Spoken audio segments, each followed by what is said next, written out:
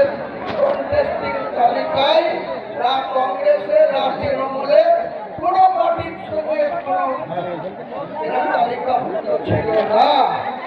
বেলাগাইতে ছিল শফিউজ্জামান, রেজিনগরে কে ছিল হুমায়ুন কবির, রানীনগরে কে ছিল ফিরোজা বেগম, মুর্শিদাবাদে কে ছিল শাওনি সিংহ রায়, গোপালগঞ্জে কে ছিল আব্দুল জামান, ফারাক্কায় কে ছিল প্রয়াত মঈনুল হক। এইরকম করে আমরা 22টা সিটে করে 14টা জিতেছিলাম। আর যে লেনফোর্ড, যে মার্ক্সবাদী কমিউনিস্ট পার্টির নেতৃত্বে 13 জোটের প্রার্থী 34 বছর সরকার চালিয়েছিল, তাদের মাত্র 7টা সিট জিতেছিল। একটা মাত্র তৃণমূলের জোড়া খুলে মাত্র 48,000 ভোট পেয়ে তিনি নির্বাচিত হয়েছিলেন, তেনাকেই মন্ত্রী করেছিলেন। 2016-তে কি হলো? যে হুমায়ুন কবির 2012-তে বিনা শর্তে কোনো কন্ডিশন ছাড়াই নিজের বিধায়ক পদটা তুচ্ছ করে দিয়ে মমতা বন্দ্যোপাধ্যায়ের উপরে আস্থা ভরসা রেখে মুকুল রায় আমাকে ওনার চেম্বারে ঢুকিয়ে দিয়ে বাইরে চলে আসলেন। সাক্ষী শুধু তার গৌতম সান্যাল আর তিনি নিজে। আমি আজকে আবার একবার মমতা ব্যানার্জিকে চ্যালেঞ্জ করছি, আপনার যদি সত্যির কথা বলার থাকে তাহলে আপনার প্রিয় চ্যানেল 18 একদিন আপনি বসুন, বিশ্ববাবু মজুমদার বসবে আর আপনি বসবেন আর আমি বসবো। আপনি বাংলার মানুষকে কতটা মিথ্যাচার করেন সেদিন প্রকাশ পাবে, বাংলার মানুষ দেখবে, ভারতবর্ষের মানুষ দেখবে। মানুষকে ইউজ অ্যান্ড থ্রো, কাজের সময় কাজী আর কাজ ফুরালে পাঁচি। আপনার এই শক্তি মমতা বন্দ্যোপাধ্যায়কে আমি চ্যালেঞ্জ করছি, আপনার সৎ সাহস থাকলে, সততা থাকলে আপনি বিশ্ববাবুকে ডেট দেন, আপনার সময় মতো বের করুন। আমাকে ডাকলেই বিশ্ববাবু মেসেজ দিলেই আমি কলকাতায় চলে যাব, স্টুডিওতে বসে। আপনার সঙ্গে যদি আমি কোনো গদ্দারি করে থাকি, কোন রকম কোনো সহযোগিতা করে থাকি, নিশ্চয়ই আপনি বলবেন। আর আপনি আমার সঙ্গে কতটা মিথ্যাচার করেছেন, কত রকম মিথ্যাচার করেছেন, সেদিন বাংলার মানুষকে একবার নতুন করার একবার মনে পড়ান, জানাবেন।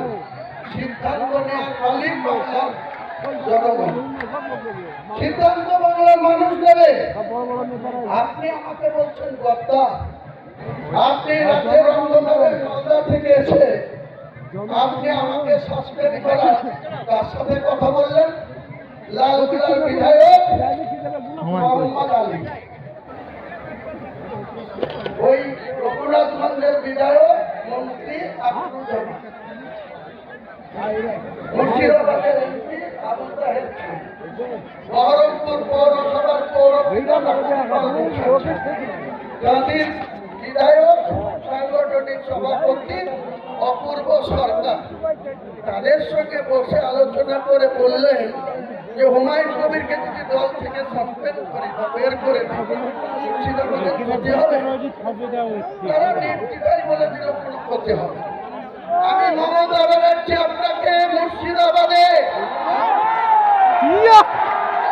2011-তে একটা পেয়েছিলেন, আর 2004-এ আমাকে প্রার্থী না দিয়ে সুরেন্দ্রর কথায় 22টা প্রার্থী দিয়ে 4টে জিতেছিলেন। আর হুমায়ুন কবির আবার আপনার হাতে পায়ে ধরে এই তৃণমূলে এসে 20টা পায়ে দিয়েছিলাম। আজকে চ্যালেঞ্জ আমার, কোন শক্তি থাকলে মুর্শিদাবাদে আপনি খুলে যাচ্ছেন, মুর্শিদাবাদে 22টা সিটে আপনি খাতা খুলবেন। 2 বিজেপি আছে, বিজেপি হয়তো একটা সিট নিতে পারে, তাদের যা কৌশল, তাদের যা অর্থবল, তাদের যা কৌশল অবলম্বন করে চলছে। কিন্তু আমি চ্যালেঞ্জ করছি, আমি বেঁচে থাকলে মমতা বন্দ্যোপাধ্যায় জোড়া ফুলের জিরো করবো, জিরো করবো, জিরো করবো। আর ওই করিমপুরে লাভ হওয়া নেতা জয়প্রকাশ মজুমদার, ও আমার কাছে রাজনীতিতে নকরযোগ্য না। একটা লুঙ্গি করার লোকের লাভ খেয়ে সে তৃণমূলের নেতাদের হাতে পায়ে ধরে সহকারী সভাপতি হয়ে বড় বড় লেকচার মারছে। আবার আরেকজন আছে, তার কথা তো বলতে আমার ঘৃণা লাগে, কুণাল ঘোষ না ছিনাল ঘোষ।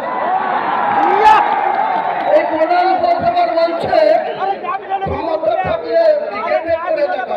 হ্যাঁ কুণাল ঘোষ, হ্যাঁ মমতা ব্যানার্জি, আমাদেরকে আগামী জানুয়ারি মাসে আমি ব্রিগেড ময়দানে সভা করে দেখাবো।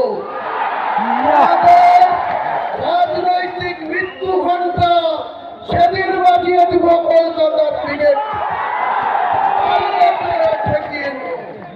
পারলে হুমায়ুন কবিরকে রূপে দিবা।